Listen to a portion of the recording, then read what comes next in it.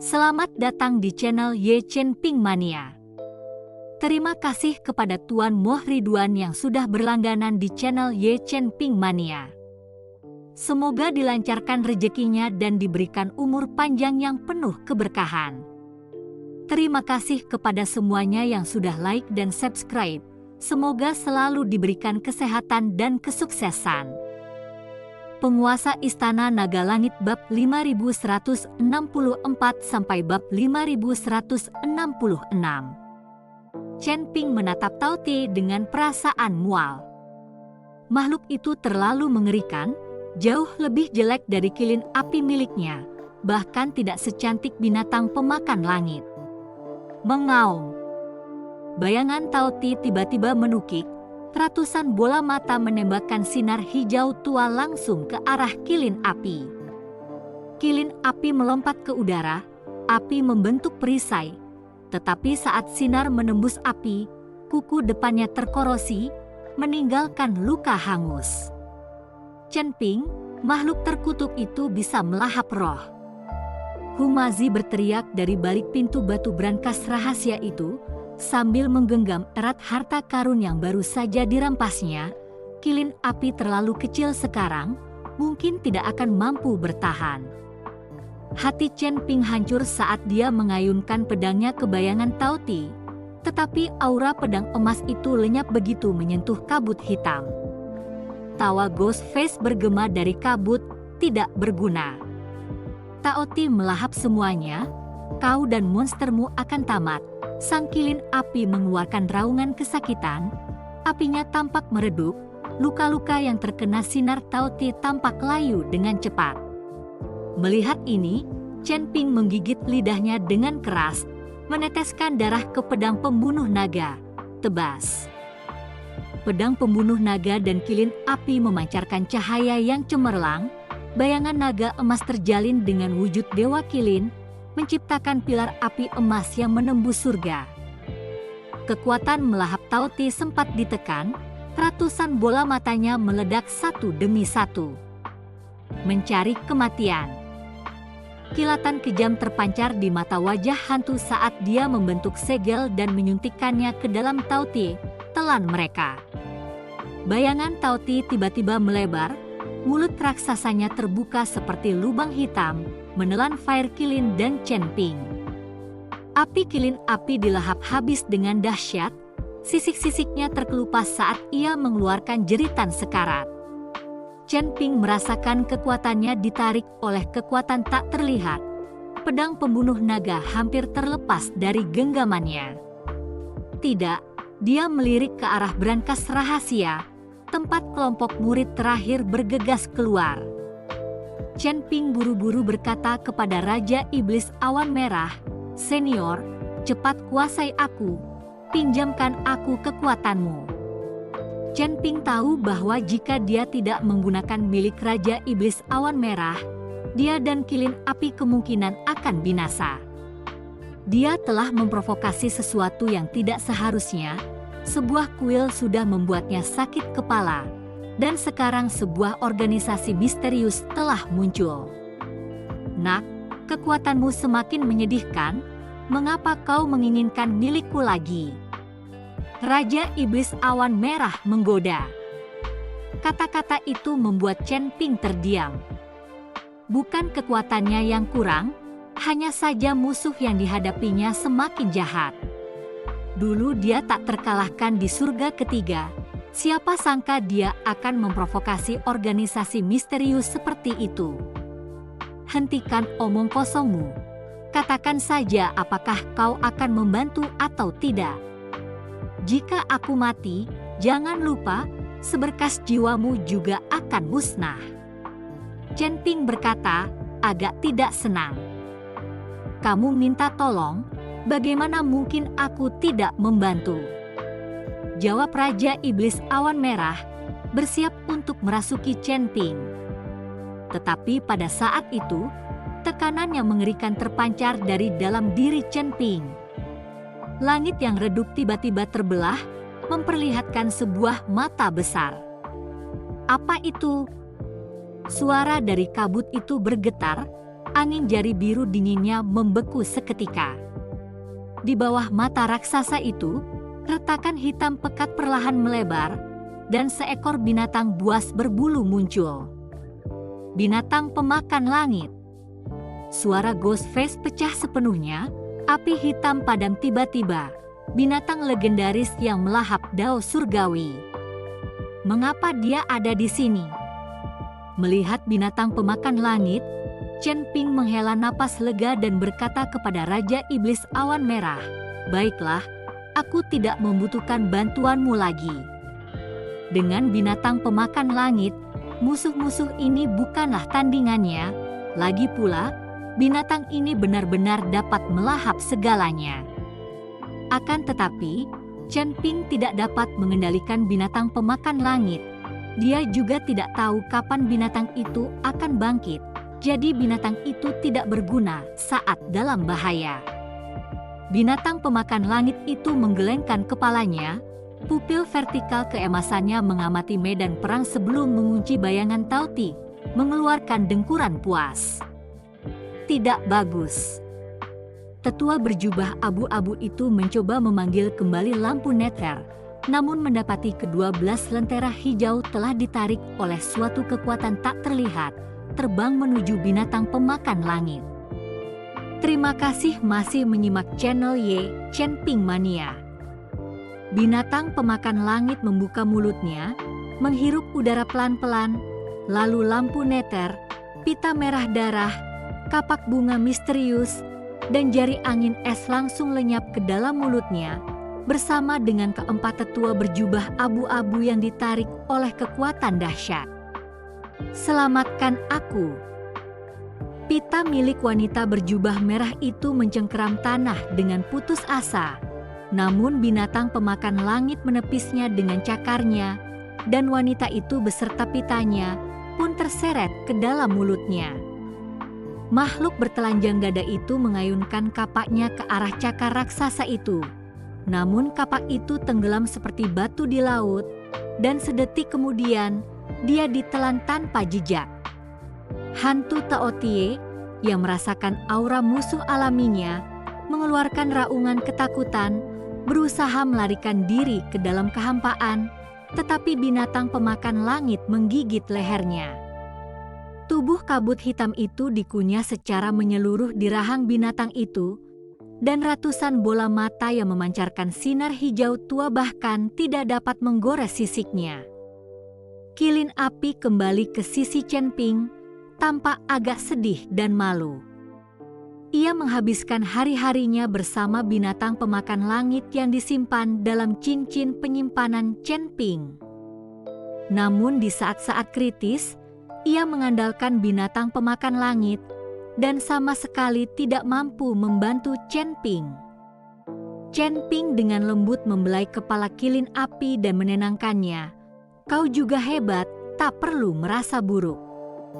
Dengan itu, Chen Ping mengirim kilin api untuk penyembuhan, karena cincin penyimpanan itu menyimpan banyak sumber daya untuk membantunya pulih. Saat Chen Ping menoleh ke arah binatang pemakan langit, dia melihatnya dengan santai melahap kelima wajah hantu dan hantu Taotie seperti camilan, tanpa meninggalkan sedikit pun aura mereka. Ini Yun Wuya bersandar pada bendera hijaunya yang rusak, tampak tidak percaya. Dewa longgar kelas 9 pergi begitu saja? Humazi menjulurkan kepalanya dari balik gerbang batu, sama tercengangnya. "Astaga, binatang buas ini terlalu kuat, ya? Guru Hu, jaga bahasamu, ia bisa memahamimu, hati-hati ia tidak akan memakanmu." Goda Chen Ping. Humazi segera menunduk takut. Binatang pemakan langit bersendawa puas, lalu berubah menjadi bola cahaya keemasan dan kembali ke cincin penyimpanan Chen Ping. Dunia menjadi sunyi, hanya tersisa bara api yang berderak di reruntuhan istana bayangan darah dan suara gaduh para murid yang mengangkut sumber daya di kejauhan. Chen Ping agak jengkel. Binatang pemakan langit itu tangguh, tetapi ia tidak berkomunikasi dengannya kalau saja ia bisa patuh. Senior, tungganganmu jauh melampaui kekuatan, kata Chen Ping. Omong kosong, jiwaku tinggal sedikit lagi. Tunggu sampai aku memulihkan tubuhku. Kelima hama kecil itu, satu tatapan dariku bisa mengubah mereka menjadi abu, kata Raja Iblis Awan Merah dengan nada tidak puas. Tuan Chen. Yun Huya mendekati Chen Ping, suaranya diwarnai dengan kekaguman. Apakah itu binatang pemakan langit? Ya. Chen Ping mengangguk. Yun Huya menatap Chen Ping dengan tak percaya, kewalahan oleh guncangan yang semakin hebat yang dibawa Chen Ping. Bertarung di atas levelnya, memanggil naga emas, dan sekarang kilin api dan binatang pemakan langit? Yun Huya tidak dapat membayangkan kekuatan macam apa yang mendukung Chen Ping. Tetapi satu hal yang jelas, dukungan Chen Ping bukan dari surga ketiga, melainkan dari alam surgawi yang jauh lebih tinggi. Sumber daya di brankas rahasia telah dikosongkan, dan para murid dengan tas penyimpanannya menggembung, memandang Chen Ping dengan kagum. Yun Huya mengarahkan kelompok itu untuk mengatur tim, sementara Humazi mengobrak-abrik reruntuhan, memeriksa harta karun yang terabaikan. Tuan Chen, seorang murid sekte Qing Yun mendekat, memegang token berlumuran darah. Ini jatuh dari wajah hantu, ada tulisan dunia bawah di atasnya. Chen Ping mengambil token itu, dingin saat disentuh, dengan ukiran karakter Underworld yang samar-samar mengeluarkan kabut hitam. Ini mungkin tanda dari organisasi misterius itu. Bisakah ini memberikan akses ke benteng mereka? Yun Huya bertanya. Mungkin. Chen Ping mengantongi token itu. Chen Ping, kemana selanjutnya? Tanya Humazi. Chen Ping menatap ke kejauhan, masih ada satu lagi yaitu 7 aula yang harus dihadapi. Setelah 7 aula ditangani, Chen Ping dapat fokus sepenuhnya menyelidiki organisasi misterius ini. Terima kasih masih menyimak channel Ye Chen Ping Mania. Nak, ada yang aneh dengan token itu, tidakkah kau menyadarinya? Pada saat itulah, suara Raja Iblis Awan Merah terdengar. Aneh? Apa yang aneh tentang itu? Chen Ping yang bingung, mengeluarkan token yang disimpannya. Token itu terasa dingin di tangannya, dengan karakter Underworld di atasnya, tetapi Chen Ping tidak dapat menemukan sesuatu yang aneh. Raja Iblis Awan Merah mendengus dingin, jiwanya bergejolak di lautan kesadaran Chen Ping. Indra spiritualmu masih terlalu dangkal, permukaan token ini hanyalah kedok. Jika itu adalah token biasa, mengapa itu bisa membuat sedikit jiwaku gemetar? Ekspresi Chen Ping berubah serius. Dia membalik token itu, memeriksanya dengan teliti, namun tetap tidak menemukan petunjuk. Buka mata surgawi dunia bawah. Raja Iblis Awan Merah tiba-tiba membentak, kamu harus lebih teliti di masa depan. Hati Chen Ping tersentak, mengetahui bahwa penguasa Iblis Awan Merah pasti merasakan sesuatu yang berbeda pada token itu, jadi dia mengaktifkan mata dunia bawah surgawi. Sebuah mata muncul di dahinya, dan dunia di hadapannya berubah menjadi abu-abu berkabut. Di bawah tatapan mata surgawi dunia bawah, kabut hitam di permukaan token itu menggeliat seperti makhluk hidup. Karakter Underworld yang sebelumnya mulus tiba-tiba tenggelam, memperlihatkan 2 karakter segel kecil di bawahnya, Heaven's Arrival. Kedua karakter ini memancarkan cahaya yang hangat dan berkilau, sangat berbeda dari aura dingin pada token lainnya. Chen Ping menarik napas dalam-dalam, menatap Raja Iblis Awan Merah di lautan kesadarannya.